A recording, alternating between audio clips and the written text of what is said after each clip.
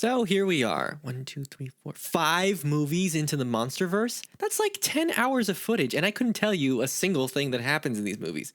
5 movies, and what do we have to show for it? Okay, fine, you can take my money. I don't need it anymore. I'm returning to Monkey. Does it really matter if this movie is bad or not? You know what you're here for. You want to see 2 big monsters fight each other. You want to smash those action figures together. You want your parents back together. And the good news is, 2 out of 3 ain't bad. So before we get into the main event, just for funsies, let's do a rapid style review of all the other movies. And as a challenge, I'm not allowed to look up the plots on Wikipedia. The movie bait and switches the audience into thinking Walter White is the main character, only to kill him off 15 minutes in. Then they switch back to Scarlet Witch and Quicksilver being married with kids, nice, for a boring amount of time. Then the Japanese guy says the most famous line in the movie. My ass. Finally, Godzilla breaks shit, kills an monster OC, please do not steal.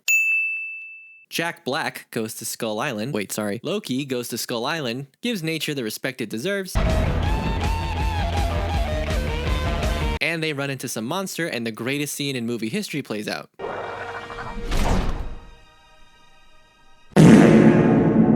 King Kong is there, this happens. Die, you motherfucker. I can't remember anything else. And then Kong kills some OC monster, please do not steal. Alright, finally the good stuff. It's gonna be monster fights all day, baby. So the movie focuses on boring humans 70% of the time. Damn it! Godzilla's around, gets hit with a nuke and fucking dies. Turns out the Earth is hollow. The Japanese dude from before revives Godzilla with another nuke, I guess to cancel out the first nuke. They fight King Ghidorah, Marvel Sky Laser, the end. I can't remember a single thing that happens in this movie, but I do know that Godzilla and King Kong fight. Kong tells Godzilla, Godzilla got busy, and kicks Kong's ass. But then turns out King Ghidorah was brought back to life as a robot, and Godzilla and Kong fight together to stop Bigger Jaws. Rawr! Oh my god, what's that? It's Bigger Jaws! Oh my god, now we have a common enemy. We have to work together. They win, and the movie ends with the 2 of them having a friendly ball game for the orphanage. And all that leads to now, with Godzilla and Kong the New Empire. So how does this one hold up? Well, let's just say 2 out of 3 ain't bad, huh, champ? Okay, so let's get the main question out of the way. Is this movie actually good? Fuck no. But I think a better question is, does this movie deliver on giant monster smackdowns? Oh hell yeah, it's giant monster fights all day, baby! So the movie begins focusing on boring humans 70% of the time.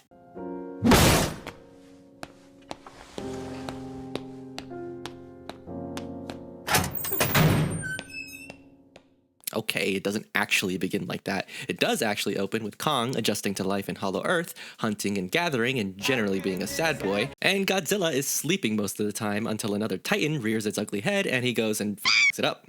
It's a pretty strong opening, honestly. Then the movie focuses on boring humans 70% of the time. It's not an exaggeration to say that the human plot in this movie is probably the worst it's ever been. Not one of these characters are interesting. Not one of these characters are compelling in any way. They are simply there to be a mouthpiece for whatever's going on and to shuffle the plot forward to the next kaiju fight. You want to hear who your main characters are? Who they put on the A-team to send into Hollow Earth? An angry Scottish guy born to die, a mom, a comedy relief black guy you got a 50-50 shot of actually being funny, a shitty Australian diet hippie version of Chris Pratt's character in Jurassic World that is a charisma black hole, and finally a deaf girl. That's it. The fucking Avengers, everybody! Okay, now that being said, on the flip side of things, whenever the movie focuses on Kong or Godzilla, it instantly becomes a much better movie. The CG looks fantastic, the fights are clear and fun to watch, and the destruction they cause is so satisfying. There is even a moment I wish I could show you where Kong takes a child, yes, this child, and uses it like a club to fight off some other apes. And it's not just like a one and done swing, like he flails that son of a bitch around like 3 times. I burst out laughing in the theater. Some real this energy, like, yeah, fuck that kid. It really does feel like they've been steadily improving on the giant monster fights with each movie. The first few movies had fights that mostly took place at night, most likely to hide any flaws in the CGI.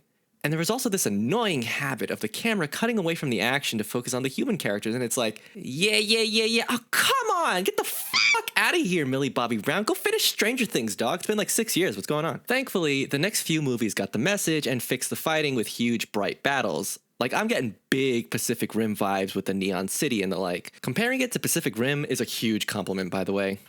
You know, until it's not. Where was I?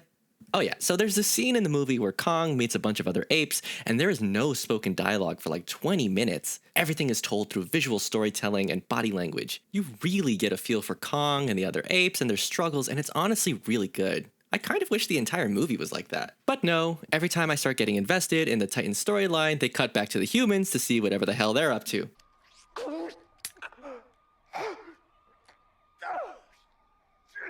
Okay, so we know that the human side of the movie sucks ass, but does that mean that the monster side is perfect? No. Godzilla honestly feels like more of a side character, even though his name comes first in the poster. He spends most of the movie just slapping other monsters around and charging up his radiation. This is more Kong's story than anything else, and it's completely fine. Like, why would I want more Godzilla? It's fine, doesn't bother me at all. There's honestly not much else to say about this movie without diving into spoilers. All in all, I'd probably give this movie a solid 7 out of 10. Let me be clear, this is not a good movie overall, but it is a fantastic movie for fans of giant monster fights and hype moments. Godzilla literally suplexes a motherfucker. If that doesn't deserve your money, I don't know what does. Jeez, man, watching this back-to-back with Godzilla -1, it's honestly crazy how much better of a story that one had compared to this one. Like, everything across the board is just better.